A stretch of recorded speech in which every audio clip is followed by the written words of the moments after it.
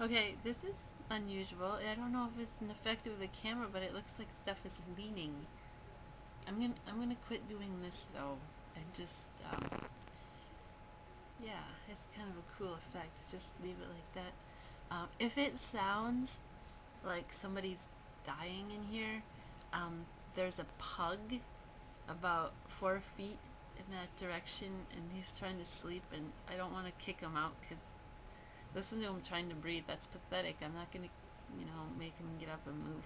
So that's what that unusual noise is, and I just wanted to do one more video today and talk about this article in the April issue of Harper's. Um, not Harper's Bazaar. It's the one that looks like this. Yeah,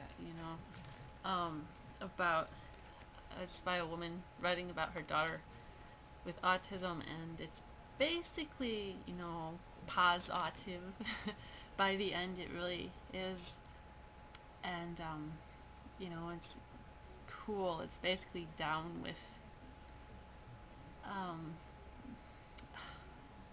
I don't even know the right way to put it, with disability issues. And one thing that she talks about over and over again in this article is that she didn't want her daughter to be labeled, so they never really got formal services or anything. Then when she was an adult, they didn't have the documentation history to get her any, but she needed them, as it turned out. And how are you even going to know that? With a developmental disability, you're not going to know what you're going to need in the future. So it was not something they had thought about, I guess. But she talks about how you're basically expected to fail before you can get help. And it's kind of interesting. We don't really have a safety net for um, persons with disabilities. We just have this thing where you're supposed to fall on your butt over and over again and then, prove it. Be keeping very careful documentation of this, which is crazy because how can you be completely having problems in your life and at the same time being able to explain it perfectly? Anyhow, what usually happens is if people are failing that spectacularly, they never get any help. I mean, they'd be like on the street. But anyhow, it's in this article. She just talks about how you have to be doing really badly to get help, and for a long time with a lot of documentation. So if you're lucky enough that you could have avoided, you know, all those problems, eventually you're going to be left without a lot of recourse. The other thing about this article, I just wanted to do a video on it so people maybe would hear about it that wouldn't have otherwise and check it out. Let me see, 5964. It's about 5 pages, um, but it's really interesting. Not too long, There's one paragraph in here that I don't know if I really agree with or really disagree with, but it says, long-term studies of people with autism are not reassuring. Well, that's a value judgment, so I don't know what to say about that, but autistic adults generally read poorly. Do we really even know anything about autistic adults that we're going to generalize anyhow? But, I'm not trying to make it personal, because obviously the author's trying. Just saying. It says that we read poorly. Here I am trying to read. Oh, it's so difficult.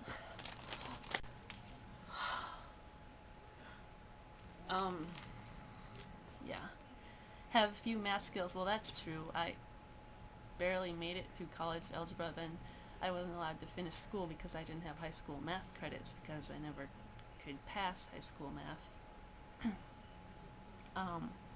Very few go to college. Well, again, too soon to generalize because I think most autistic adults are kind of under the radar right now. Few are employed. That may or may not be true. I don't think that the numbers are extremely rosy in this regard, especially while there's a recession going on, who's going to be kicked out of their job first? The person nobody likes. Because they've been looking to get rid of that person anyhow. you know. Um, it's a very few go to college, are employed, or lead independent lives. Well, I don't know. I would call like being on the street or being in jail or prostitution an independent life. But you know, there are plenty of people who have jobs too, or have disability or whatever.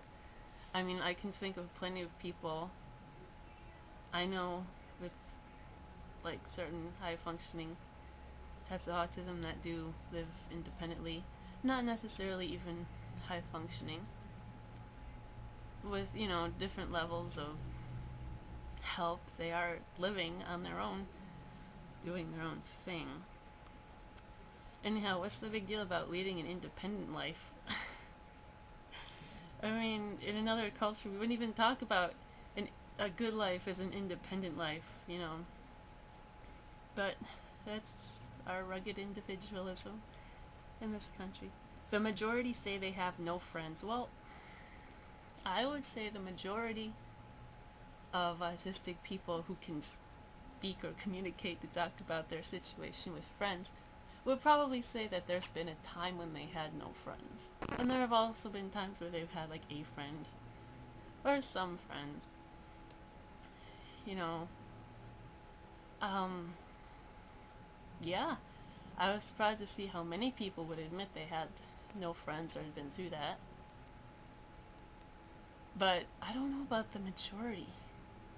I don't know. She doesn't mention what study this was where people said they had no friends. But anyhow, about half of young autistic adults live with their parents. Well, it sounds about right. Especially if they're young adults. Probably they've been identified and studied pretty well. The young ones. Not people my age, you know.